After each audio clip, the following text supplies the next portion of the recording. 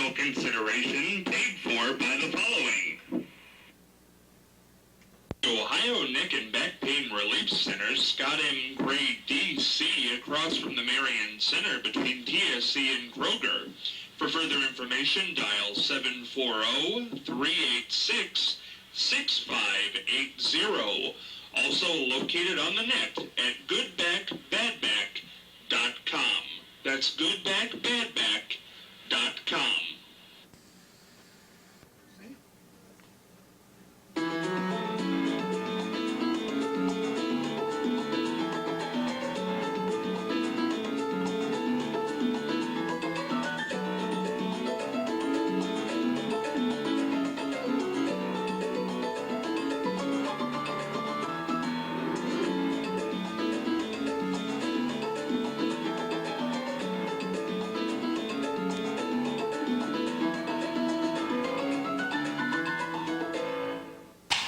It's a Tuesday edition of The Exchange, joined by Charlie Evers, Marianne Michaels, Shannon O'Deal, Martha Dowse-Manesi. Going to kick things off on this Tuesday because we've got a big current event today to talk about with my good pal Charlie Evers, who's doing what we can do here in Marion. Yes, if we just had some money. We just had some money. Yes, right. Now, many counties around us, Hancock County has a park district, Marion County has a park district, but no money to develop it. It's kind of a park district in limbo.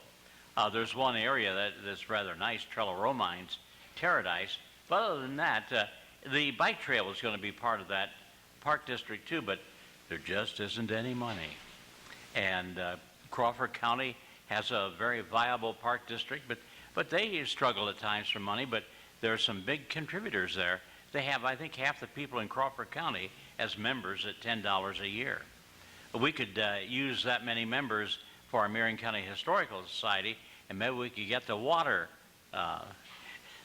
that's coming in when it rains into the archives. Maybe we could get that fixed. Wonder what that would cost. I don't know, but a lot more than what the county commissioners in the city allot to the Marion County Historical Society. It's going down and down every year. And so what are you going to do? The only thing you can do is memberships and a few occasions, but it just doesn't supply it. What are you going to do? We're going to build an aquatic center. Oh, there you go. That's a different. What we're going to do. Yeah, Is that on your list, Charlie? Sure. I love aquatic centers, especially in the wintertime. You can scratch that off, aquatic center, because that's coming. We've got that one. We got money for that, yes. Marianne, we're going to go over for words of wisdom. How did I forget that? Well, don't regret what might have been, accept what is, and rejoice in what may be. That's true, but that's hard. I know it is. It's very hard. But it's something to think about. And also, that's an anonymous. I don't know who said that. Now, Marianne, I don't like to rush you, but I get excited on Feng Shui Day. It's always my favorite. Here we go. Okay, we have been talking about... Pull the dogs and the cats up to the television. It's time for Feng Shui. Go ahead. Well, as I've been talking about, it's an ancient Chinese philosophy of the art of living. And you have to do certain things to make your life better. Your refrigerator should always be full. An empty refrigerator or pantry indicates a lack of abundance. And the next thing is include rice in your basic diet. It's an essential food and provides supernatural nourishment. Rice is a symbol of abundance and knowledge. When pouring a cup of tea for a guest, don't point the spout towards your visitor, because the spout sends out hostile energy and can create all kinds of misunderstandings and quarrels in relationships. Now, when you feel below par, eat red peppers or tomatoes, because they will help to boost your immune system.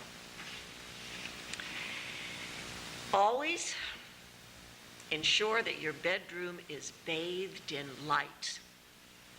Dimly lit rooms full of gloom create sluggish and apathetic energy. So always have lots of light in your bedroom. And I've talked about the electromagnetic fields. Well, if they emanate from a TV, they disrupt energy flow. So you should be sure that if you have a TV in your bedroom, it should be in a cabinet that you can close, and so that it's not visible when you sleep. Now that's good, Marianne. Now I've got Charlie. What did you think of today's episode of Feng Shui? Very interesting, it sure was. Have you ever pointed your teapot spout? Somebody? That whole dissertation reminds me very much of the Saturday night program on PBS called Keeping Up Appearances, to where the lady of the house wants everything just so. She makes the mailman take off his shoes if he has to come in the house for anything, and anyone else. And it sounds like keeping up appearances. It does sound a little bit like that, but I don't know. Now, if refrigerators bare, that means you have a lack of abundance. Right. And you're broke. And you're broke. Lack of money is what that's a sign of. Going to go into the current event today because we talked about this and got a little, last time we did this was a little heated, but there's more to the story now. The Central Bucks East High School teacher who blogged complaints about her students will return to school this fall. Natalie Monroe, who has taught English at CB East since 2006 and earned $54,500 this year, was suspended with pay after students found her blog this February. Superintendent N. Robert Laws said at the time that Monroe's blog posts about her students and co-workers, this is what he said at that time, certainly could result in termination. The school's district human resources director has confirmed that Monroe would return, but declined to comment further. Steve Rovner, Monroe's attorney, said in an email that Monroe has been reinstated to the same position at the same school, teaching the same subjects and classes. This is what he says. I personally believe that her talents as a teacher would best be utilized in a different school within the district. However, this is not an option, Rovner wrote.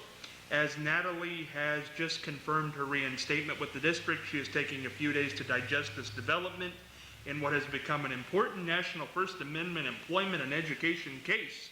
Monroe's blog was called Where We Are Going and Why Are We in This Handbasket? She wrote for more than a year about Food Network stars, recipes, and her favorite movies. In between those posts, she wrote long, profanity-peppered rants about Central Bucks administrators, her co-workers, and her students. The blog had 9 followers. This is what she said. My students are out of control. They are rude, disengaged, lazy whiners.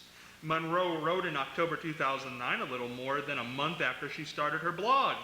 They curse, discuss drugs, talk back, argue for grades, complain about everything, fancy themselves entitled to whatever they desire, and are just generally annoying.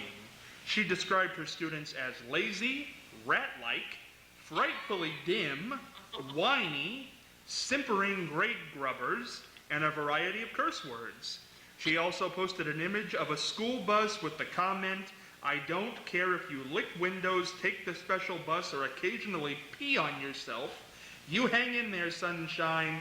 You're special. And that's the, but she's going back to work. So heaven forbid this teacher will be back to work.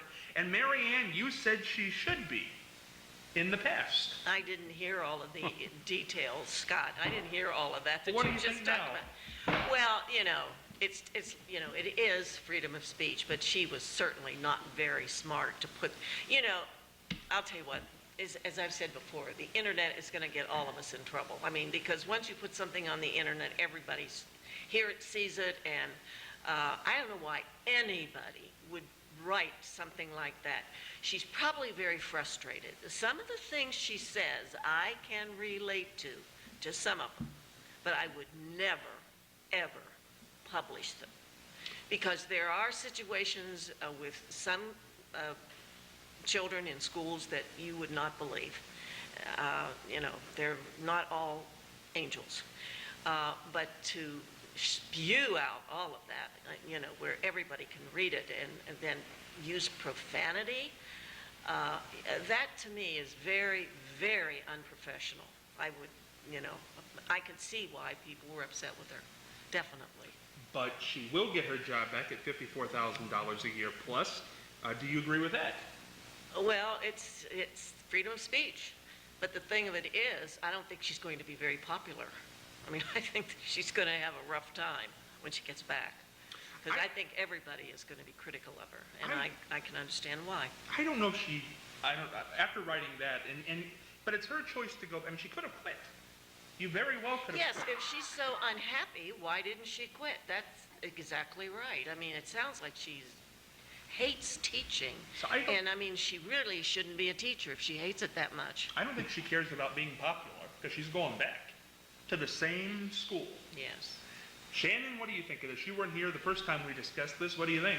I think a more interesting approach to that blog might have been to first make it anonymous, and then second, to not be so specific about what school she's working at, because if she had worded that a little more delicately, it could actually be sort of an interesting insight into a teacher's experience with students she's working with. It could have been a popular blog with more than 9 followers had she not been so downright nasty in her blog posts. Anyway, I don't think that she should have her job. It is free speech, but I think that when you criticize the organization that you're working for, whether that be, a major company or a school, you shouldn't be in that position, because there are plenty of people who have just graduated from school this past year who I'm sure would love to be in that position and who might want to encourage those children instead of bring them down online of all places. Well, but then here comes the debate, because Marianne says it's freedom of speech. She doesn't agree with what she said, but hey, she's allowed to do it. Now, it seems like you said she shouldn't. It is freedom of speech, but you can't do that. That's what I think, yes. Okay, Mary.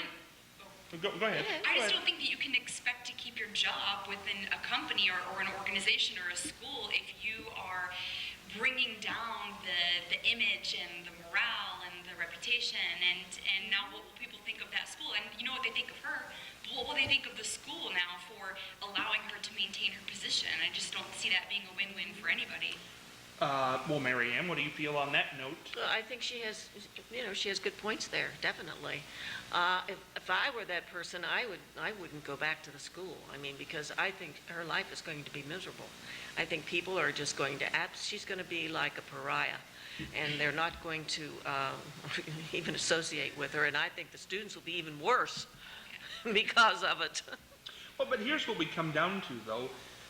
Freedom of speech, does that mean you have it, total autonomy, or does that mean it's in your employer's hands? Well, the thing of it is, freedom of speech is you can say anything you want to say as long as you can't yell fire when there's not a fire, and you can't put people into danger.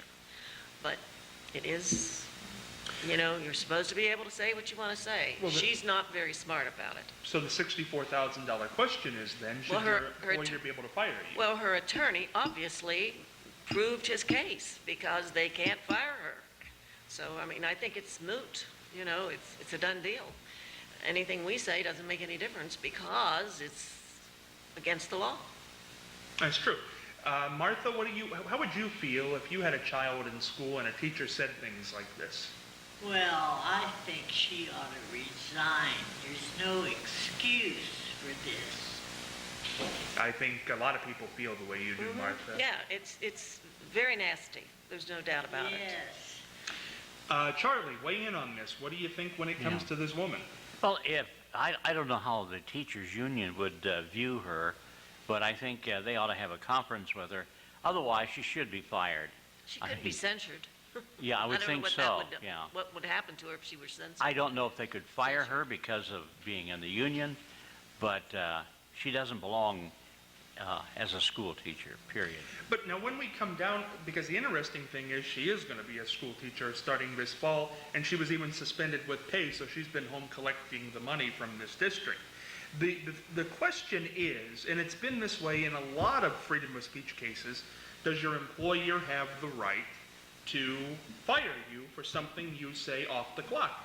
She did not say this on the clock. No. Internet creates a different thing, but irregardless, she didn't say it on the clock, she didn't say it to the students. So is it her right to keep it private, or is it their right not to look at it? I mean, do you have to be, what if I go down to a bar? I'm a teacher after school, and a student walks in that bar, or a parent walks into that bar. Now, they find that unbecoming behavior. Should I have to be fired? Should I have to go? What's the answer to that? No, I don't think you should have to go. No, I don't. That's in the person's personal life. Now, to me, it's a bad image, definitely a bad image, but that person has a right to a life. You can't. No, I mean, then where do you draw the line? It's like a slippery slope. I mean, somebody's just gonna make some kind of a comment and they're fired. I don't know. I think it's not very professional. It certainly is not very professional. But obviously the lawyer has, said that she can't be fired. It's against the law, so what are you gonna do? Okay. You can be unhappy about it, but that's all. Well, Shannon, I want to come back to you with a differing point of view. If a teacher off the clock goes into a bar, the student walks in, should they be let go for that? I don't think that being in a bar has to be, What about drunk? I don't think they should be fired for that. I mean, But for this, they it's not should. professional. Well, here's my thing, Scott. With this whole issue, I think the only reason that we and the school board doesn't know how to handle it is because the internet is still a relatively new technology. But I think especially in my lifetime, what we'll see later on is that if you're blogging about the organization you're working for and you're making comments against that organization, I think you can be fired for that. And if I were an employer, I would want the right to fire that employee for doing that. I can't get past that yet, Scott. You have a point. You have a point. Yes. They could make it make it known ahead of time that anything like that is subject for dismissal. Freedom of speech, but caution. Well, once again, Mary Ann said it, you're on the slippery slope then. When you start cautioning Yeah, something... everything. Then you have to caution everything. You're going to I say, know. well, that should be on the grounds too. I'm trying to figure out, though, and explain it to me, what the difference is. If you're off the clock and you're on the internet and you make remarks like this, or you go to a bar, forget the bar, you go anywhere and you get drunk, you do something totally unbecoming in public, but you're not on the clock, why is one different than the other? Where's the drawback? I don't understand.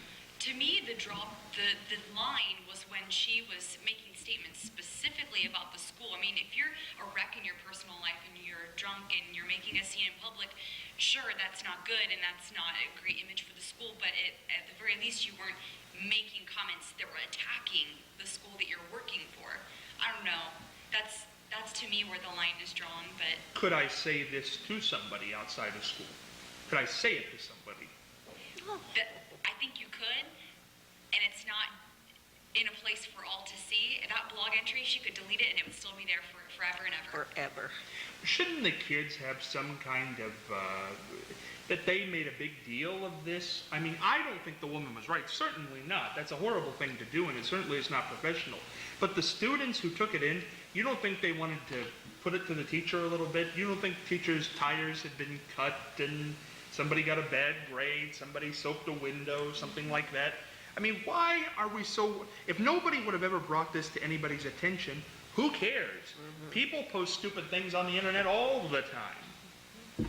I mean, do they not, Mary Ann? No, definitely. Charlie, is internet ever going to be censored? I doubt it.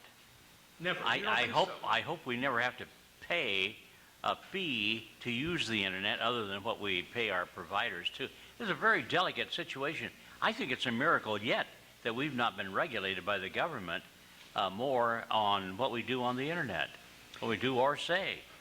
Well, there's a big thing with the media and the internet now. Should the internet be held to the same standards that the television and radio are? Now that it's become such a public entity, yes.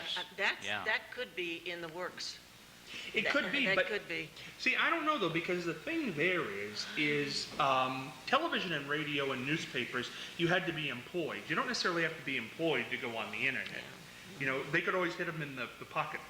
They could say, "We'll fire you." Well, you can't fire somebody from the internet who's just out there blogging.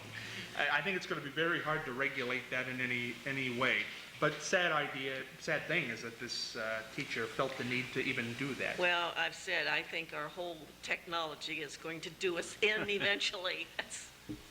And the sad part is that teacher was probably right in what she was Oh, she commenting probably about. was. Yeah. Well, But you've got to have a little sense about yourself That's right. Yeah, in but what you say publicly. But Charlie, if we can sit here and say she was probably right, why are we passing judgment on her to say that she should be gone? Because there's certain things she might have been right, but you don't come publicly and say the things she did.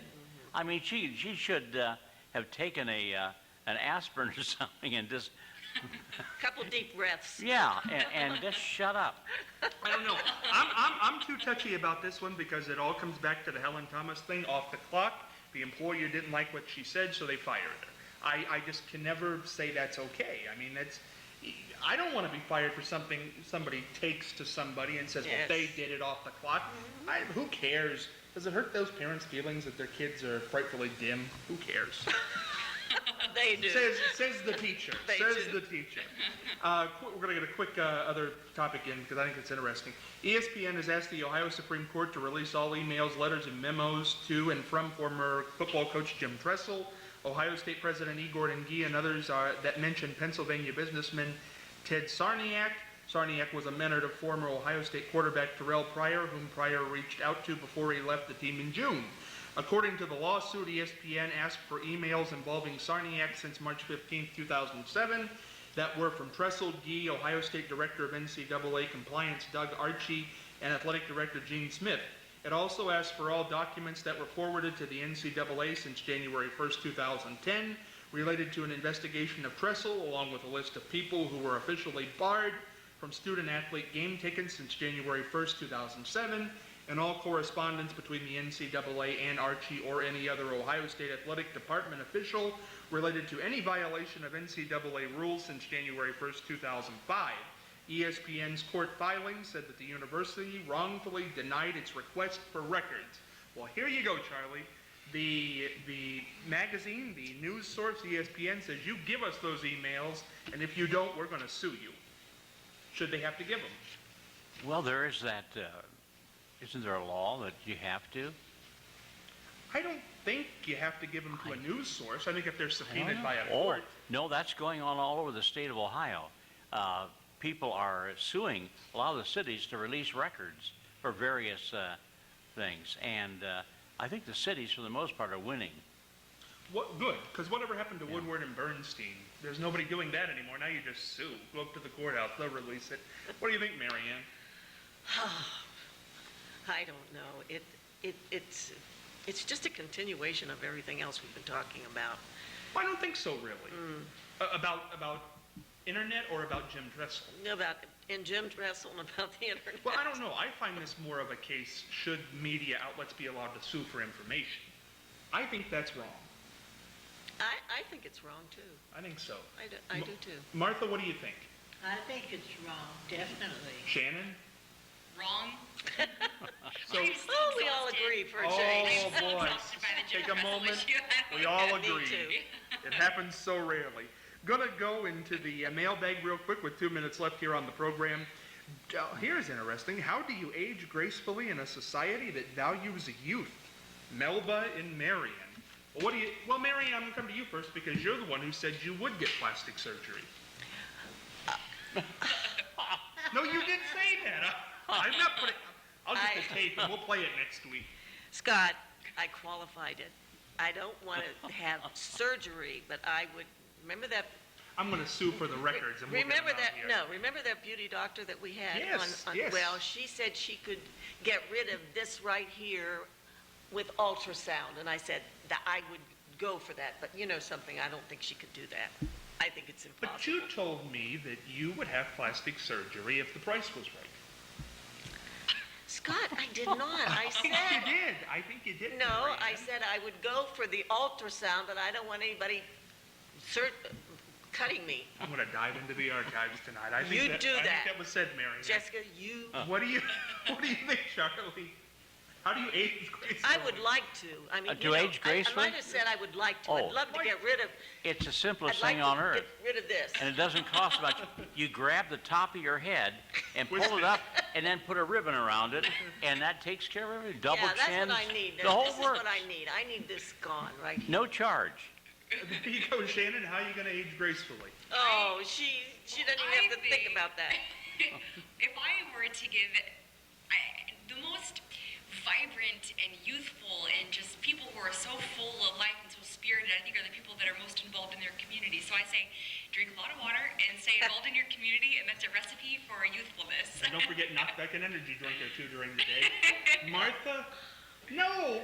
Marianne, you gasped. It's tough growing old. Oh, Martha, you're the senior here in the bunch.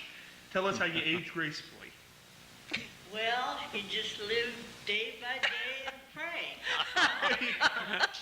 And pray that if you fall down, you can still get up. You can still get back up. If you have a question for the mailbag, it's irmcommunication@gmail.com. Jump on Facebook, the Facebook Marion. Talk to you tomorrow. Boy, oh boy.